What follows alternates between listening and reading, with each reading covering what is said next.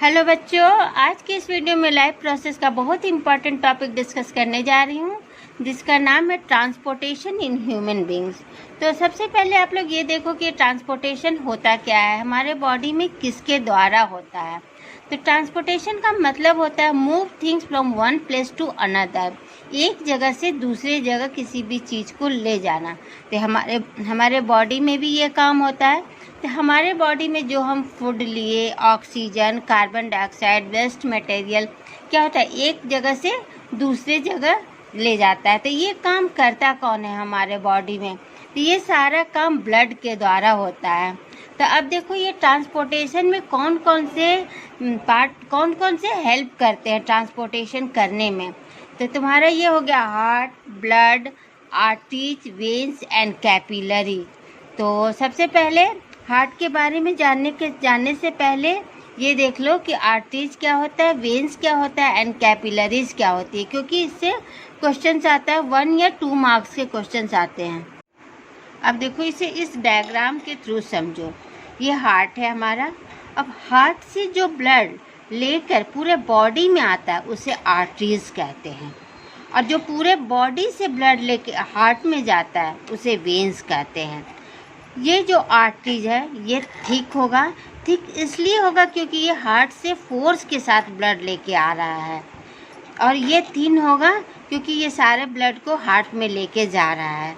अब यहाँ देखो, इन दोनों के बीच में कैपिलरीज होती है।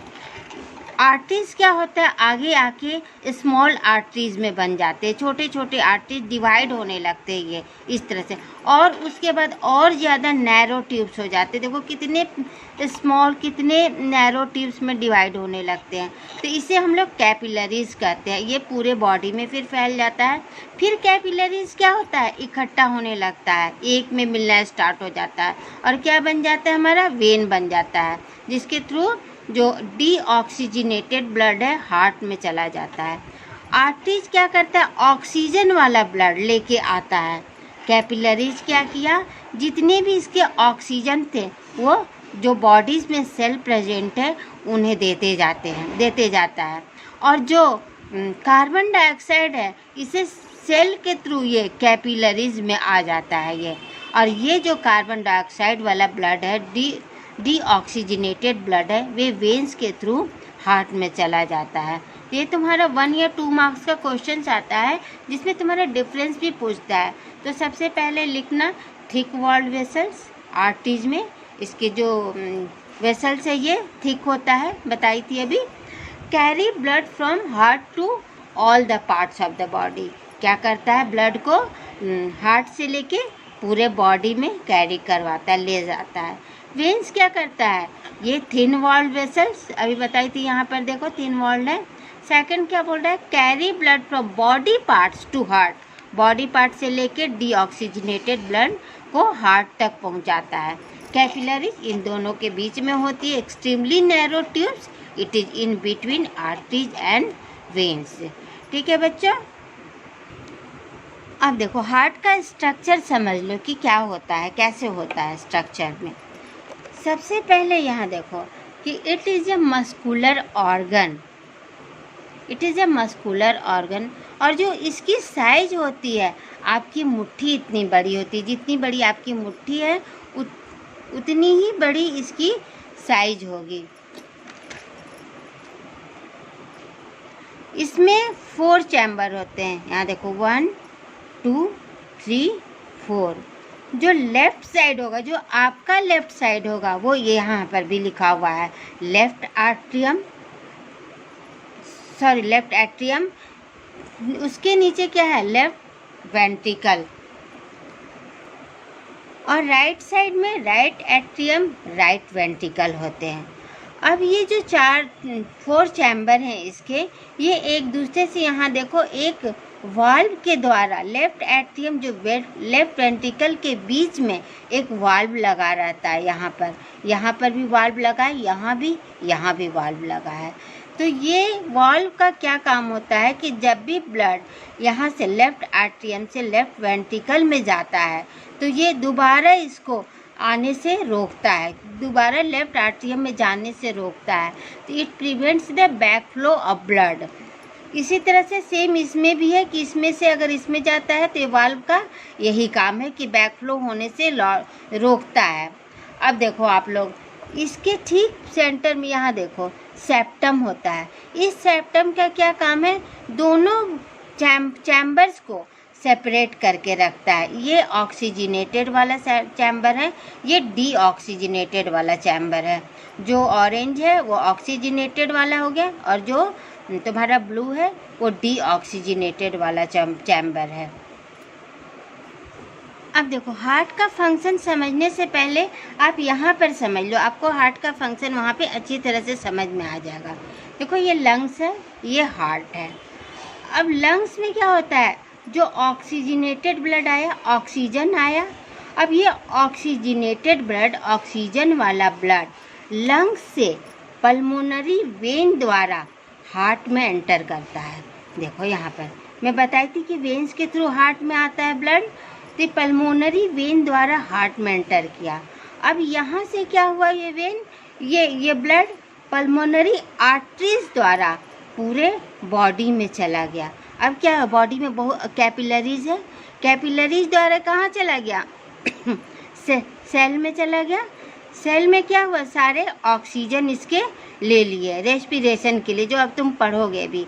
उसके बाद क्या होता है, ये सारा जो कैपिलरीज है धीरे धीरे इकट्ठा होकर वेन बन जाते हैं इस तरह से, और मेन वेन वेना कावा द्वारा ये ब्लड, अब क्या हुआ, ये ऑक्सीजनेटेड ब्लड था, इसका ऑक्सीजन पूरे बॉडी में दे दिया, इसका ऑक्सीजन क्या हुआ, ख़त्म होने लगता है। तो अब ये जो ब्लड कहलाता है डीऑक्सीजनेटेड ब्लड कहलाता है। ये वेना कावा द्वारा फिर से हार्ट में एंटर कर जाएगा। अब क्या होगा, ये इसके पास ऑक्सीजन नहीं है, तो ये ऑक्सीजन लेने के लिए पल्मोनरी आर्टरीज द्वारा लंग्स में चला जाता है। लंग्स में क्या हुआ, ब्रीथिंग के थ्रू ऑक्सीजन आया। अब फिर से ये ब्लड क्या हो गया, ऑक्सीजनेटेड हो गया, ऑक्सीजन वाला हो गया। फिर ये पल्मोनरी वेन द्वारा हार्ट में आया, फिर पल्मोनरी आर्टरी द्वारा बॉडी में आया, फिर वेना कावा द्वारा इसमें एंटर किया, फिर यहाँ से लंग्स में चला गया। तो देखो, एक कंप्लीट साइकिल करने के लिए यहाँ से यहाँ, फिर यहाँ से यहाँ, इस तरह से करने में इसे हार्ट से 2 बार गुजरना पड़ता है। तो इस तरह की सर्कुलेशन को डबल सर्कुलेशन कहते हैं। ये भी पेपर में आपका कितनी बार पूछता है। अब यहाँ पे देखो कैसे कैसे हार्ट काम कर रहा है। Pulmonary veins brings the oxygenated blood from lungs. Lungs से क्या हुआ, ये ऑक्सीजन वाला ब्लड लेके आया, हार्ट में एंटर किया। कहाँ पे, 4 चैम्बर थे, लेफ्ट एट्रियम में गया सबसे पहले। अब देखो, लेफ्ट एट्रियम में जैसे ही ब्लड आता है, क्या होता है, इसमें कॉन्ट्रैक्शन होता है, ये कॉन्ट्रैक्ट कर जाता है, सिकुड़ जाता है। तो ब्लड जब फोर्सली कहाँ आ गया, लेफ्ट वेंट्रिकल में आ गया। उसी तरह से, और ये जो तुम्हारा बीच में वाल्व लगा है, इसका क्या काम है, अब वेंट्रिकल से ब्लड को दोबारा हार्ट में जाने से, वेंट्रिकल से दोबारा लेफ्ट एट्रियम में जाने से इसे रोकता है। इस वाल्व का यही काम है। अब देखो, जैसे आप लोग देखते होंगे कि एक बलून में अगर पानी भर दो और अगर उसे हम एक तरफ से दबाते हैं तो सारा बलून का पानी किधर आ जाता है, दूसरी साइड आ जाता है। ठीक इसी तरह से यहाँ भी होता है, जब इसमें कॉन्ट्रैक्शन होता है तो सारा तुम्हारा ब्लड लेफ्ट वेंट्रिकल में आ गया।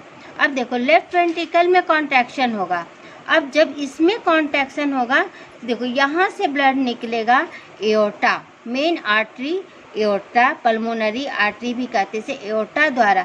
अब ये कहाँ जाएगा, हमारे पूरे बॉडी में जाएगा। पूरे बॉडी में क्या करेगा, सेल है, सेल में ये ऑक्सीजन देते देते देते देते आगे बढ़ेगा। आगे एओर्टा क्या होगा, कैपिलरीज में बदल जाएगा। दोनों आर्टरीज और वेन्स के बीच में कैपिलरीज होती है, तो कैपिलरीज पूरे बॉडी में फैली हुई है, तो ये पूरे बॉडी को ऑक्सीजन देते हुए आगे बढ़ेगा। अब क्या होता है, धीरे धीरे इसकी ऑक्सीजन ख़त्म होने लगता है।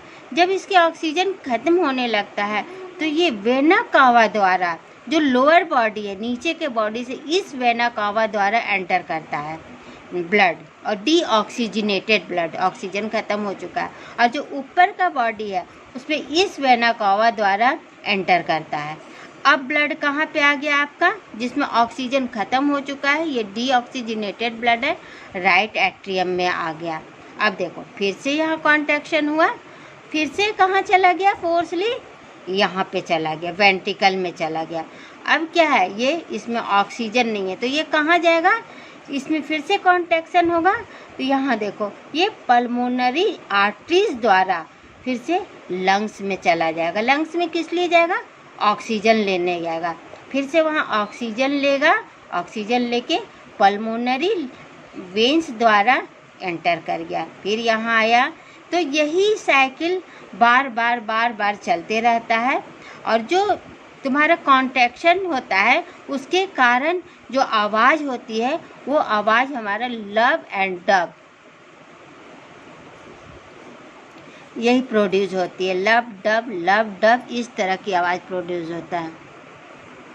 अब देखो इसमें एक आपको टॉपिक पढ़ना है, ब्लड प्रेशर। ब्लड प्रेशर क्या होता है, यहाँ से क्या होता है, एओर्टा से ब्लड आया, ऑक्सीजनेटेड ब्लड आया, तो जिस प्रेशर के साथ आता है उसे ही ब्लड प्रेशर कहते हैं। The pressure in which blood pump around the body by the heart is called blood pressure. अब ये ब्लड प्रेशर जैसे मैक्सिमम भी होगा, मिनिमम भी होगा। जब मैक्सिमम होगा तो इसकी वैल्यू होगी 120 मिलीमीटर Hg, और जब मिनिमम होगी तो 80 मिलीमीटर Hg। ये एक नॉर्मल पर्सन के लिए है। और जब अगर 120 और 80 से ज़्यादा होगा तो हम बोलते हैं हाई ब्लड प्रेशर है, और 120 और 80 से कम होता है तो हम बोलते हैं इसे लो ब्लड प्रेशर है। तो अब ब्लड प्रेशर डिटेक्ट करने के लिए, नापने के लिए एक इंस्ट्रूमेंट भी होता है जिसका नाम है स्फिग्मोमैनोमीटर। यहाँ देखो ये आपका बना हुआ, कभी कभी ये भी पूछ देता है कि इसके नाम बताइए कि क्या है। तो बच्चों मेरे ख्याल से आप लोगों को अच्छे तरह से वीडियो समझ में आ गया होगा, और अगर अच्छा लगे और जहाँ पे नहीं समझ आए तो नीचे कमेंट बॉक्स में बताइए, और अच्छा लगे तो लाइक शेयर एंड सब्सक्राइब करिए। ठीक है बच्चों, बाय बाय।